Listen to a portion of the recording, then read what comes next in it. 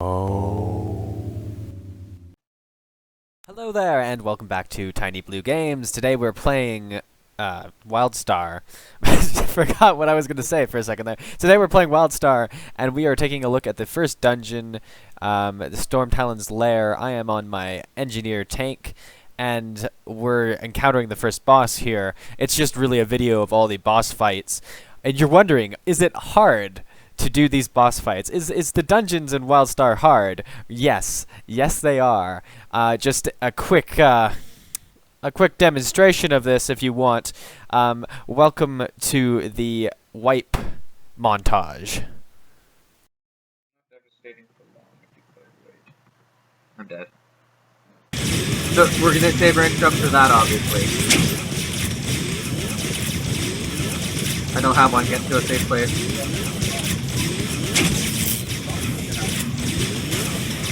Heal me as much as you can, Ryan. Oh, got too far away, oh my god. I'm in. Oh, I'm dead. It's fine. That was really good for like, oh my god, I'm dead. Oh yeah. It's because he's also I died. It might be your changes. You have to get in.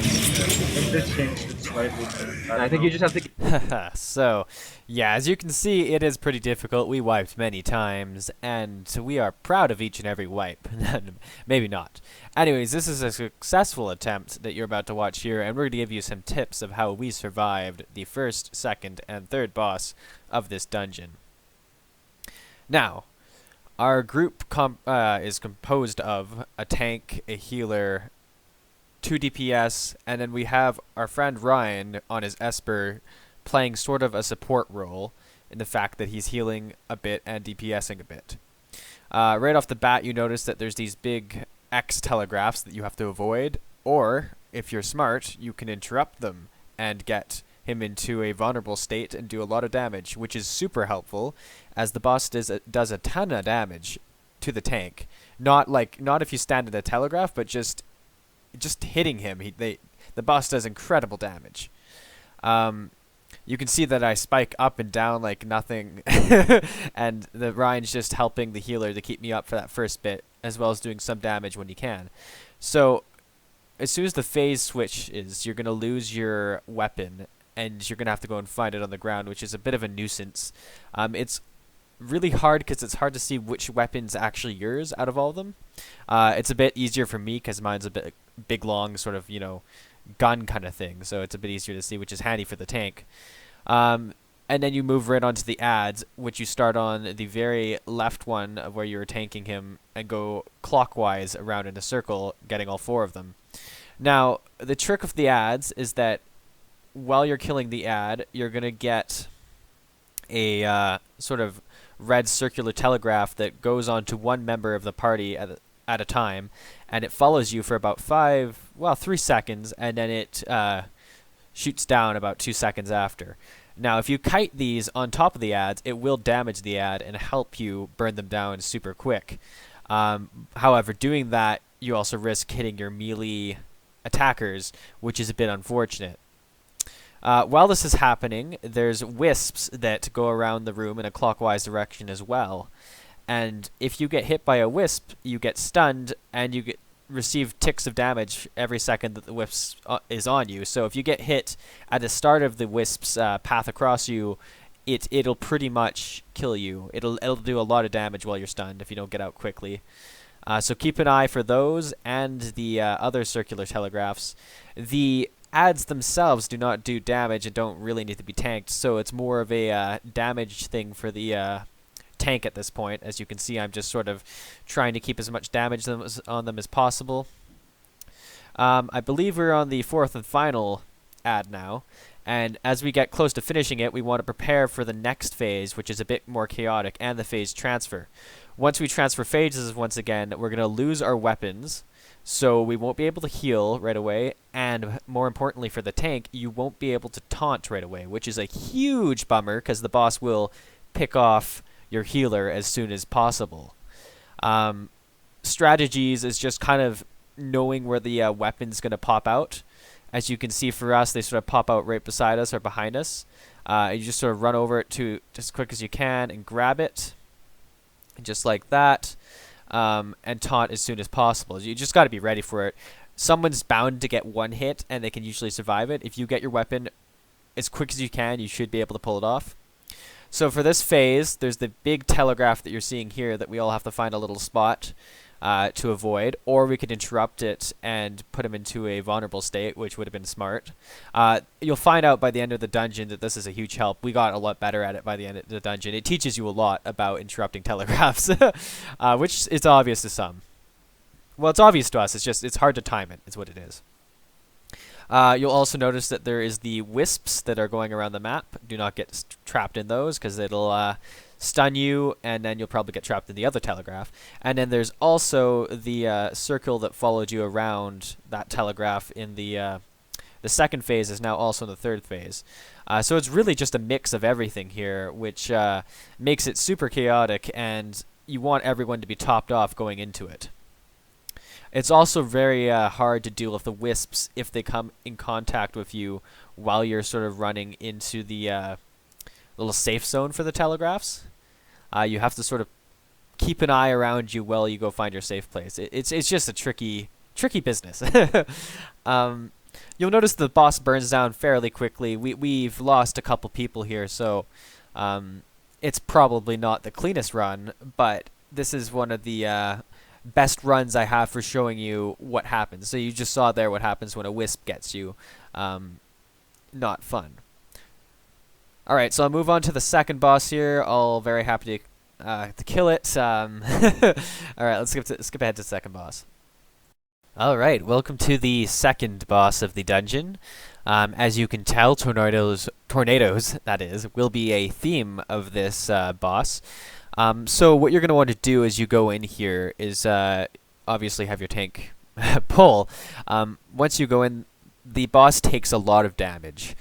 So if you can DPS hard, you'll be able to push into the phases very quickly. The first phase is really just taking hits. While we're in damages, it's just a classic spank and tank phase, really. Once you get past a certain threshold, obviously jump out of those telegraphs that you just saw there, you'll get pushed into the next phase, which is an add phase. And you want to have a taunt ready, is what I've sort of learnt.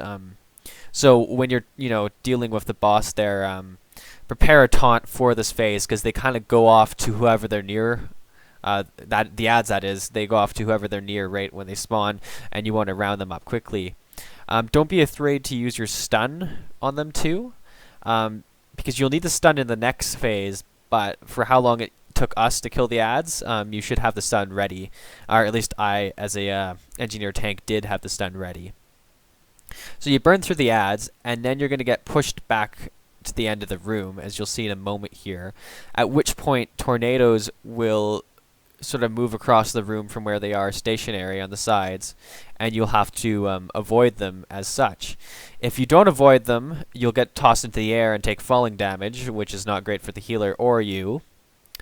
And there's also lightning strikes that can hit you while you make your way to the boss.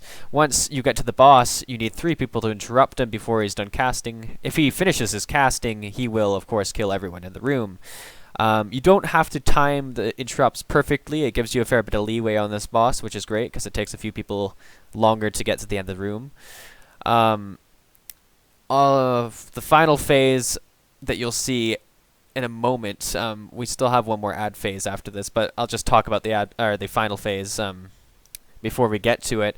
It really has a mix of everything. It'll have the tornadoes as well as the boss moving around, which is a very interesting thing, and the telegraph. So it's kind of chaotic, and it kind of mixes everything in that we saw during the fight, sort of like the first boss did. It teaches you all these separate elements, and then it incorporates all of them in the final stage. So we're on our second ad phase here. We're keeping them on the ground quite well. They don't do a ton of damage. In fact, this boss doesn't do a ton of damage compared to the first boss. We have Ryan as sort of a support. He has a few heal skills as well. He's on his Asper, as I mentioned at the start of the video. But he's also able to do a fair bit of damage this time. Whereas at the first boss, he had to do a fair amount of healing, especially in the first phase when the tank just gets, slapped around a bit. So we're about to take down the final ad here, and we're going to get pushed back one more time. We simply have to walk through them and stun him again, and that'll push us into the third and final phase. This boss goes by pretty quick as he has a he's got a reasonably small health pool compared to the first boss anyways, and you notice him go down, especially since you put him to down state so many times. Now we're in the final phase here, and you notice that we're attacking the boss, and the tornadoes are still going around and are able to throw us up into the air. You notice that I sort of get into a pattern. There's just sort of walking around in a circle here that avoids most things. Just really keep your eyes open and avoid as much as possible. You might have to get hit by one tornado here and there, but as long as you don't get hit by a tornado into a telegraph, you should be fine. So that's the second boss kill there. Still challenging. We had a few wipes, but not as hard as the first boss in my opinion. And I'll move on to the final boss now. So, welcome to the third and final boss of this dungeon, Stormtalon herself. We're about to see her hatch from her little embryo egg thingy of goopiness. She'll plop onto the ground here. Before we start the fight, I should mention that they do a server restart halfway through this run of the fight. We were informed halfway through our dungeon run that they were going to do a restart in about 30 minutes. So I wanted to get as much footage as we could, and we get all the mechanics down in this video before we get shut off, which is great. So we're going to start off by tanking the boss. You see that there's a cone sort of telegraph in front of the mouth of her, which means that the DPS don't want to be standing in front of her as well as behind her. You want to sort of, as a DPS, stick in the side of her. You saw the first mechanic there. We got knocked away from the boss and stunned for a brief moment, at which point you had to run towards her and interrupt her before she cast a telegraph that would encompass the whole room, damaging everyone pretty severely. We'll see it again in a few moments here. You want to sort of save your interrupt for that as best you can. You see that there's odd lightning strikes that you will have to avoid from time to time. And then there's also this sort of chain lightning that you're seeing right here, at which point you sort of just keep on moving back while she stands stationary. Do not interrupt or anything like that, as you want to save the interrupt for this mechanic that I was talking about earlier. We move in as quick as we can, get the interrupts off, and put her into a down state, which progresses the fight quite quickly. There's one final mechanic that you'll see that she's quite famous for, and she'll put a safe zone around one of our friendly players here. Everyone has to group around him to stay clear of the telegraph, as well as follow him around in a circle as he's being chased by lightning bolts, which keeps everyone moving. We're about to restart the server here and not be able to finish the fight, but we got halfway through and you saw everything that is of note, really.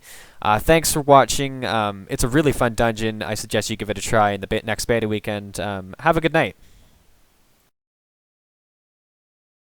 Thanks for watching. If you like this, be sure to like it. If you have a comment about it, or a suggestion for a future video, please leave one. If you have friends, share it.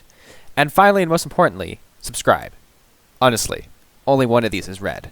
Click it.